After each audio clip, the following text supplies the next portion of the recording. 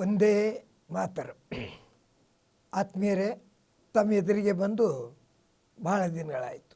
ತಮ್ಮೆಲ್ಲರಿಗೆ ಕ್ಷಮೆ ಕೇಳ್ತೀನಿ. ಯಾಕಂದರೆ ನಾನು ಮೇಲಿನ ಮೇಲೆ ಕೆಲವು ವಿಷಯಗಳ ಬಗ್ಗೆ ತಮ್ಮ ಜೊತೆಗೆ ಚರ್ಚೆ ಮಾಡ್ತಿದ್ದೆ.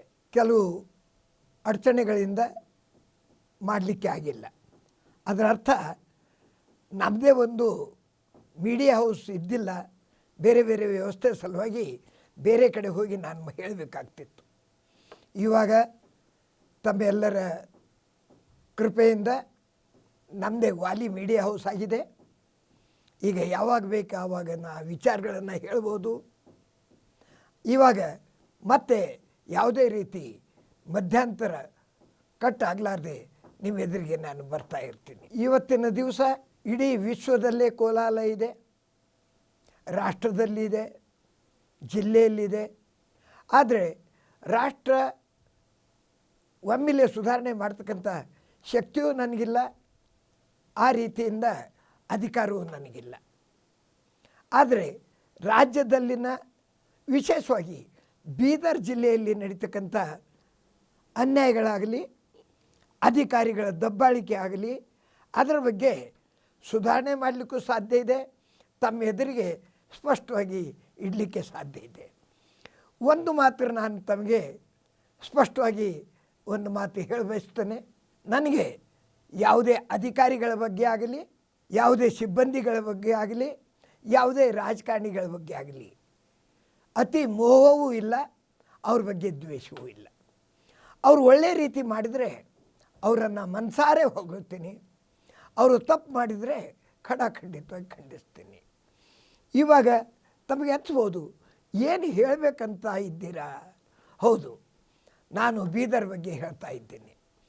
ಬೀದರ್ ಜಿಲ್ಲೆ ಒಳ್ಳೆಯ ರೀತಿ ಸುಧಾರಣೆ ಆಗಬೇಕಾದರೆ, ಬೀದರ್ ಜಿಲ್ಲೆಯಲ್ಲಿ ಎಲ್ಲ ಕೆಲಸಗಳು ಸರಿಯಾಗಿ ನಡೀಬೇಕಾದರೆ ಬೀದರ್ ಜಿಲ್ಲಾಧಿಕಾರಿ, ಬೀದರ್ ಜಿಲ್ಲೆ ಪೊಲೀಸ್ ವರಿಷ್ಠಾಧಿಕಾರಿ ಹಾಗೂ ಮತ್ತು ಜಿಲ್ಲಾ ಪಂಚಾಯತಿನ ಮುಖ್ಯ ಕಾರ್ಯನಿರ್ವಾಹಕ ಅಧಿಕಾರಿ ಇವರು ಮೂವರು ಸರಿಯಾಗಿದ್ದರೆ ಸರ್ಕಾರ ಯಾವುದೇ ಪಕ್ಷದಿರಲಿ, ಯಾರೇ ಮಂತ್ರಿಗಳಾಗಲಿ, ಯಾರೇ ಎಷ್ಟೇ ಬಜೆಟ್ ಕೊಡಲಿ ಅಥವಾ ಬಿಡಲಿ, ಇಲ್ಲಿನ ಕಾರ್ಯಗಳು ಸುಗಮವಾಗಿ ಸಾಗುತ್ತವೆ.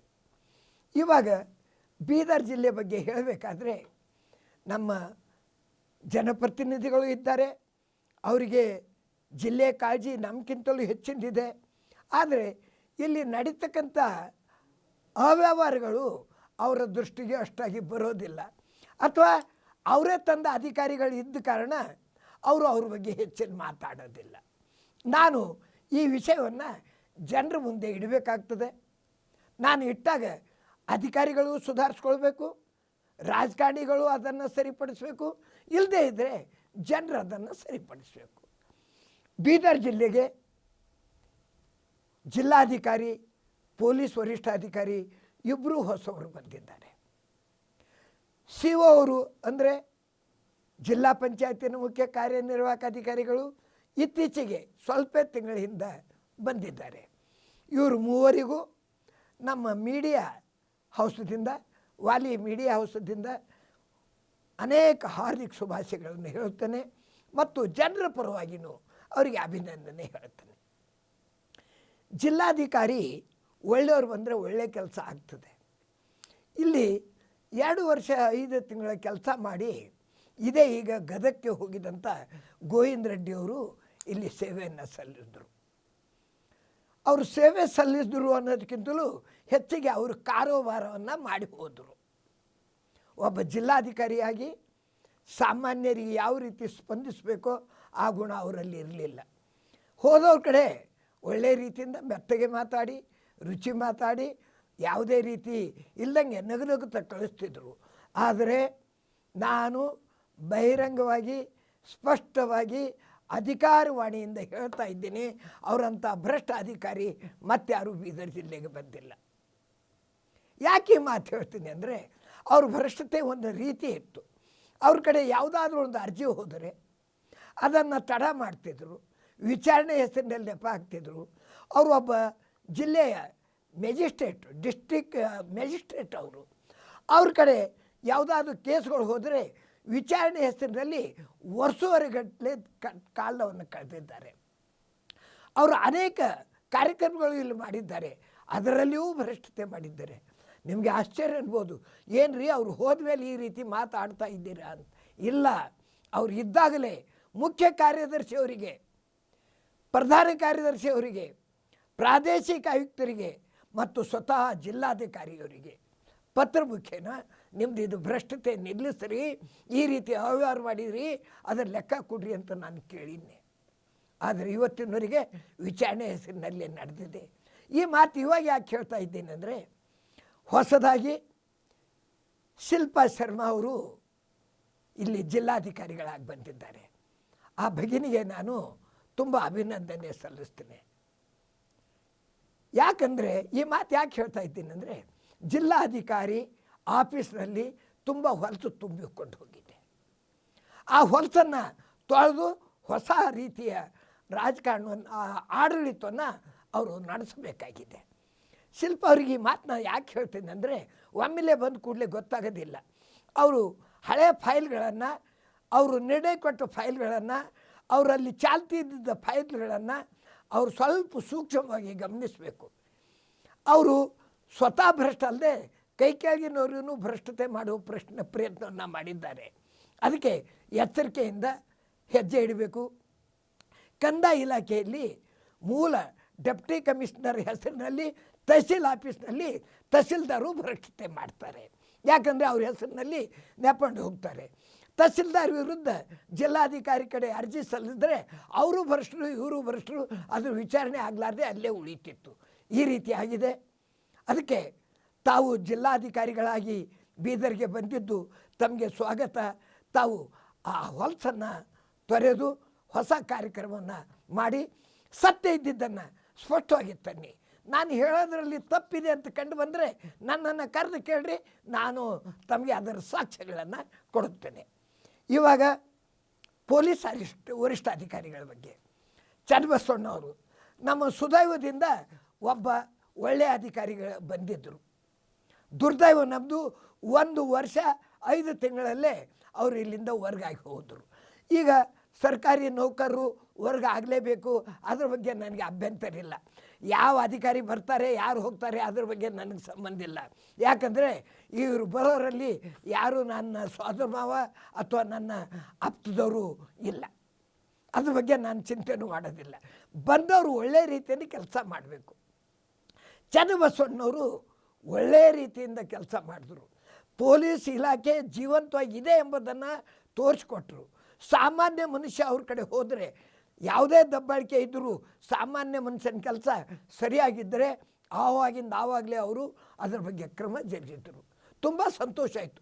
ನಾನು ತಮಗೆ ಅನಿಸ್ಬೋದು ಇವ್ರಿಗೆ ಏನರ ಸಂಬಂಧ ಏನಿಲ್ಲ ಅಂತ. ನಾನು ಅವ್ರ ಆಫೀಸ್ನಲ್ಲಿ ಕೇವಲ 2 ಸಲ ಮಾತ್ರ ಅವ್ರ ಚಂಬರ್ಗೆ ಹೋಗೀನಿ. ನನಗೇನು ಕೆಲಸನೇ ಇರ್ತಿಲ್ಲ, ಅದು ಸಾರ್ವಜನಿಕ ಕೆಲಸ ಇದ್ದಾಗ ಅಷ್ಟೇ ಹೋಗೀನಿ. ಅದಕ್ಕೆ ನನಗೆ ಅದಕ್ಕೆ ಸಂಬಂಧ ಇಲ್ಲ. ಆದರೆ ಅವ್ರು ಕೆಲಸ ಮಾಡಿದ್ರ ಬಗ್ಗೆ ನಾನು ಮೆಚ್ಚುಗೆ ವ್ಯಕ್ತಪಡಿಸ್ತೀನಿ. ನಾನು 93 ವರ್ಷ ವಯಸ್ಸಿನಲ್ಲಿ ಅಷ್ಟು ಸ್ಪಷ್ಟವಾದಂಥ ಮತ್ತು ಒಳ್ಳೆಯ ರೀತಿಯಿಂದ ಮಾಡಿದಂಥ ಕೆಲಸ ಮಾಡುವಂಥ ಅಧಿಕಾರಿಗಳಿಗೆ ನಾನು ಅವರಿಗೆ ನೋಡಿದೆ. ಅವರಿಗೆ ಎಲ್ಲೇ ಹೋಗಲಿ, ಏನೇ ಮಾಡಲಿ, ಒಳ್ಳೆಯ ಹೆಸರು ತಗೊಳ್ಳಿ. ಇದು ಮಾತು ಇವಾಗ ಯಾಕೆ ಹೇಳ್ತಾ ಇದ್ದೀನಿ ಅಂದರೆ, ಈಗ ಗುಂಟಿ ಸಾಹೇಬರು ಇಲ್ಲಿ ಬಂದಿದ್ದಾರೆ, SP ಅವರು. ಅವ್ರು ಒಳ್ಳೆಯವರೇ ಇರಬೇಕು. ಅವ್ರು ಒಳ್ಳೆಯವರು ಅಂತ ನನಗೆ ಇವತ್ತು ಯಾಕೆ ಹೇಳಿಕ್ಕೆ ಬಂದಿಲ್ಲ ಅಂದರೆ, ಅವ್ರು ಇನ್ನೂ ಹ್ಯಾಂಗೆ ಮಾಡ್ತಾರೆ ಎಂಬುದು ನಾನು ನೋಡಿಲ್ಲ. ಅವ್ರು ಕೆಟ್ಟವ್ರು ಅಂತ ನನಗೆ ಯಾಕೆ ಹೇಳಲಿಕ್ಕೆ ಬರೋದಿಲ್ಲ ಅಂದರೆ, ಅವ್ರ ಕೆಲಸನೇ ನೋಡಿಲ್ಲ. ಆದರೆ ಮೊದಲಿನ ಚನ್ನಬಸವಣ್ಣವ್ರು ಹಾಕಿಕೊಟ್ಟಂಥ ದಾರಿ ಮೇಲೆ ಹೋಗಿ ಸಾಮಾನ್ಯರಿಗೆ ಪೊಲೀಸ್ ಇಲಾಖೆ ಜೀವಂತವಾಗಿದೆ ಎಂಬುದನ್ನು ತೋರಿಸ್ಕೊಡುವ ಕೆಲಸ ಮಾಡಿದ್ರೆ ಅವರಿಗೆ ನಾನು ತುಂಬ ಅಭಿನಂದನೆಯನ್ನು ಸಲ್ಲಿಸ್ತೀನಿ. ಅದೇ ರೀತಿ ಶಿವ ಅವರು ಕೆಲವು ದಿವಸದಿಂದ ಕೆಲಸ ಮಾಡ್ತಾ ಇದ್ದಾರೆ. ಆದರೆ ಶಿವ ಅವರಿಗೆ ಒಂದು ಕಿವಿ ಮಾತನ್ನ ಹೇಳಬೇಕಂತೀನಿ. ಅವರ ಆ ವ್ಯಾಪ್ತಿಯಲ್ಲಿ ಬರ್ತಕ್ಕಂಥ ಯಾವುದೇ ತಾಲೂಕಾದಲ್ಲಿ ಅಥವಾ ಯಾವುದೇ ಗ್ರಾಮದಲ್ಲಿ ಸರ್ಕಾರಿ ಜಾಗ ಅಥವಾ ಕಾನೂನು ಬಾಹಿರವಾಗಿ ಕಟ್ಟೋದನ್ನು ನಿಲ್ಲಿಸೋದು ಆಗಿಲ್ಲ. ಮೊದಲಿನವ್ರಿಗೆ ಆಗಿಲ್ಲ, ಇವರು ಇನ್ನೂ ಮಾಡ್ತಾ ಇಲ್ಲ. ಯಾಕಂದರೆ ಪತ್ರ ವ್ಯವಹಾರದಲ್ಲೇ ಜಿಲ್ಲಾ ಪಂಚಾಯತ್ನವರು ಕಾಲಹರಣ ಮಾಡ್ತಾ ಇದ್ದಾರೆ. ಅದರ ಬಗ್ಗೆ ನಾನು ಇಷ್ಟೇ ಅಲ್ಲ, ಇದು ಸಹಿತ ನಾನು ಮುಖ್ಯ ಕಾರ್ಯದರ್ಶಿಯವರಿಗೆ, ಕರ್ನಾಟಕ ಸರ್ಕಾರಕ್ಕೆ, ಅವ್ರ ಸಂಬಂಧಪಟ್ಟ ಇಲಾಖೆಗೆ ನಾನು ಬರೆದಿದ್ದೇನೆ. ಆದರೆ ಇವ್ರು ಇಷ್ಟೇ ಎಲ್ಲರೂ ಕೆಟ್ಟವರೇನು ಅಂತ. ಕೆಟ್ಟವ್ರು ಯಾರೂ ಇಲ್ಲ, ಒಳ್ಳೆಯವರು ಮಾಡಿದ್ದಾರೆ, ಕೆಟ್ಟದ್ದನ್ನು ಮಾಡಿದ್ದಾರೆ. ತಮ್ಮ ಮುಂದೆ ಇಟ್ಟಿದ್ದೀನಿ. ಒಂದು ಹೆಮ್ಮೆಯಿಂದ ಹೇಳಬೇಕಾದ್ರೆ, ನಮ್ಮದು ಕಂದಾಯ ಇಲಾಖೆಯಲ್ಲಿ ಇಲ್ಲಿ ಪ್ರೊಬೆಷನರಿ ಪೀರಿಯಡ್ನಲ್ಲಿ ಬಂದಂಥ ಎ ಸಿ ಅವರು, ನಾನು ಅಭಿಮಾನದಿಂದ ಹೇಳಬೇಕಾಗ್ತದೆ, ಒಬ್ಬ ಅಪರೂಪದ ಅಧಿಕಾರಿಯಾಗಿ ಇಲ್ಲಿ ಕೆಲಸ ಮಾಡ್ತಾ ಇದ್ದಾರೆ. ಸಮಯದ ಮೇಲೆ ಬರ್ತಕ್ಕಂಥದ್ದು ನೋಡಿದ್ರೆ ನನಗೆ ತುಂಬ ಸಂತೋಷ ಆಯಿತು. ಯಾವುದೇ ಕ್ಲಾರ್ಕ್ಗಳು ಕಚೇರಿಗೆ ಬರೋದಿಲ್ಲ, ಅದಕ್ಕೆ ಮೊದಲು ಅವರು ಕಚೇರಿಯಲ್ಲಿ ಇರ್ತಾರೆ. ಎಲ್ಲರೂ ಹೋದ ಮೇಲೆ ಇನ್ನೂ ಕೆಲಸ ಮಾಡ್ತಾ ಇರ್ತಾರೆ. ಟೈಮಿಂದು ಅಷ್ಟೇ ಇದೆ. ಅವರು ಏನು ಒಬ್ಬ ಜಡ್ಜ್ ಆಗಿ ಕೆಲಸ ಏನು ತಗೋಬೇಕು, ಸಬ್ ಡಿವಿಷನಲ್ ಮ್ಯಾಜಿಸ್ಟ್ರೇಟ್ ಆಗಿ ಅವರು ಯಾವುದೇ ಪೇಸಿ ತಪ್ಪಿಸೋದಿಲ್ಲ. ಯಾವುದಾದ್ರೂ ಕೆಲಸದ ಮೇಲೆ ಎಲ್ಲಾದರೂ ಹೋದರೆ 2ನೇ ದಿವಸ ಆ ಕೇಸನ್ನು ಇಟ್ಟು ತಗೋತಾರೆ. ಇಂಥ ಒಂದು ಪ್ರಾಮಾಣಿಕ ಅಧಿಕಾರಿ ಅವರು ಇಲ್ಲಿದ್ದಾರೆ. ಅವ್ರ ಬಗ್ಗೆನೂ ನಾನು ಹೊಗಳಬೇಕಾಗ್ತದೆ, ತಪ್ಪು ಮಾಡಿದ್ರೆ ಖಂಡಿಸಬೇಕಾಗ್ತದೆ. ಆದರೆ ಕಂದಾಯ ಇಲಾಖೆಯಲ್ಲಿ ಭ್ರಷ್ಟ ತಹಶೀಲ್ದಾರ್ ಇದ್ದಾರೆ. ಅದನ್ನು ಎಚ್ಚರಿಕೆಯಿಂದ ಈ ಶರ್ಮಾ ಅವರು ಕೆಲಸ ಮಾಡಬೇಕಾಗಿದೆ ಅಂತ ಹೇಳ್ತೀನಿ. ಇನ್ನೂ ಅನೇಕ ವಿಷಯಗಳಿವೆ, ಅನೇಕ ಇಲಾಖೆಗಳಿವೆ. ಪುನಃ ನಿಮ್ಮ ಮುಂದೆ ಬರ್ತಾ ಇರ್ತೀನಿ, ಹೇಳ್ತಾ ಇರ್ತೀನಿ. ಇವಾಗ ಡಿಸ್ಕಂಟಿನ್ಯೂ ಆಗೋದಿಲ್ಲ, ಕ್ರಮಬದ್ಧವಾಗಿ ನಿಮ್ಮ ಎದುರಿಗೆ ಕಾಣಿಸ್ತಾ ಇರ್ತೀನಿ. ಧನ್ಯವಾದ.